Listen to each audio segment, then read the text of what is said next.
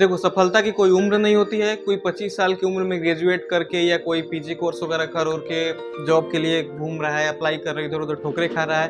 कोई 25 साल की उम्र में किसी कंपनी का सीईओ है, तो किसी को सफलता 25 साल की उम्र में मिलती है, किसी को सफलता 50 साल की उम्र में मिलती है, किसी को सफलता 40 साल की उम्र में मिलती है। तो सफलता का कोई मूल मंत्र नहीं होता है। और रही बात इन मोटिवेशनल स्पीकर की, तो सबको नहीं कहा जा सकता है, बट कुछ मोटिवेशनल स्पीकर यूट्यूब पे ऐसे भरे पड़े हैं कि मतलब अभी मर्सिडीज ले लीजिए, तो बीएमडब्ल्यू ले लीजिए, तो फरारी ले लीजिए, तो ये ले लीजिए। ये सब सुन करके डिमोटिवेट नहीं होना है और आवेश में आके कोई काम नहीं करना है। जब हम प्राइमरी स्कूल में पढ़ रहे थे, तो उस टाइम एक हमारे टीचर थे, माझी सर उनको हम लोग बोलते थे, उनका नाम था धनराज माझी।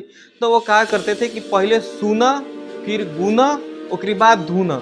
किसी भी चीज को कोई अगर बोल रहा है तो सुनिए, सुनने के बाद उसे अच्छे से उसको गुनिए, मतलब सोच विचार करके, और उसके बाद धुनिए, मतलब उसके बारे में उसके बाद डिसीजन लीजिए कि हमको क्या करना है। पहले सुनना है, फिर इत्मीनान से सोचना है, भावुक होकर के कोई फैसला नहीं लेना है। हमारी ज़िंदगी है, हम जो चाहे करेंगे, तो आराम से उसको सोचिए, सोचने विचारने के बाद जो निर्णय हो करिए। और एकदम मोटिवेशनल स्पीकर वो जो एकदम चढ़ाते हैं तुरंत चढ़ने के झाड़ पे, उसे चढ़ नहीं जाना है, क्योंकि चढ़ने के बाद तुरंत आदमी गिरता भी है। तो सोच समझ करके अपना फैसला लेना है, ठीक है। इसके बाद यहाँ बढ़ते हैं आगे। देखो, इतना परेशान होने की ज़रूरत नहीं है। नहीं, नहीं, देखो, तुम नॉर्मल अपना स्कूल लाइफ का देखो। जब तुम 10th क्लास में होगे या 12th क्लास में होगे, तो उस टाइम क्या 10th क्लास में घर पे बड़ी डांट पड़ता होगा कि इतना पैसा लग रहा है, ये लग रहा है, वो लग रहा है, बोर्ड का एग्जाम है, बढ़िया नंबर आना चाहिए, पूरा मोहल्ले में अव्वल आना चाहिए। इस तरह से गार्जियन का भी डांट पड़ता होगा। वही ट्यूशन टीचर भी मेरा कोचिंग का नाम नहीं खराब करना है बेटा, बहुत मेहनत करना है, इस तरह से वो तरीके से पूरा गाइड करते हैं। कुछ लोग तो बुला के शाम को रखते भी हैं। इस तरीके से पढ़ाई होती है। स्कूल में वही हाल होता है, घर पे वही हाल होता है, ट्यूशन में वही हाल होता है। तो उसके बाद से कितना मेहनत करना पड़ता है। घर के डांट अलग सुनो, ट्यूशन से डांट अलग सुनो, उसके बाद से रात रात भर पढ़ो, जग जग के मैथ का बार बार रिवीजन करो, तब कोई 80%, 90%, 92%, 95% ला पाता है। तो इतना स्ट्रगल करने के बाद आदमी पास होता है। तो जीवन इतना आसान थोड़ी है यार। वो तो साल भर का एग्जाम होता है, तो उसमें उतना मेहनत करना पड़ता है।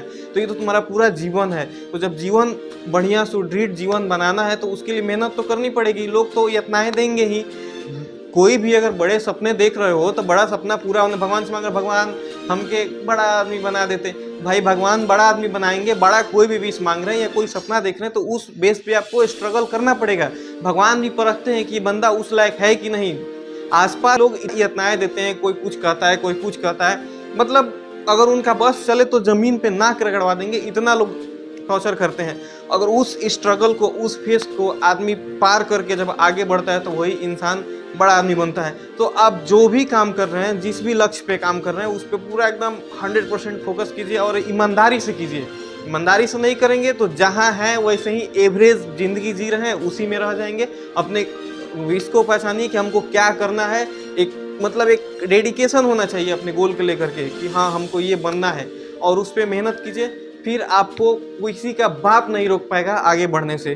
तो इस तरीके से आप मेहनत कर सकते हैं। जब 10th और 12th में उतना स्ट्रगल करना पड़ता है, उतना पढ़ना पड़ता है, उतना मेहनत करना पड़ता है, तो ये तो लाइफ का सवाल है। लाइफ को अच्छा बनाने के लिए आपको मेहनत तो करनी पड़ेगी। लोग तो ताने देंगे ही, आस पड़ोस, यहाँ तक कि घर के लोग भी पूरा ही हो जाते हैं। तो उस सबको इग्नोर करना है, माइंड में वो सब भूसा नहीं भरना है। हमको जो करना है, हमें अपना गोल पे, अपने टारगेट पे पूरा एकदम फोकस रहना चाहिए। हमको सिर्फ वही दिखाई देना चाहिए और कुछ नहीं।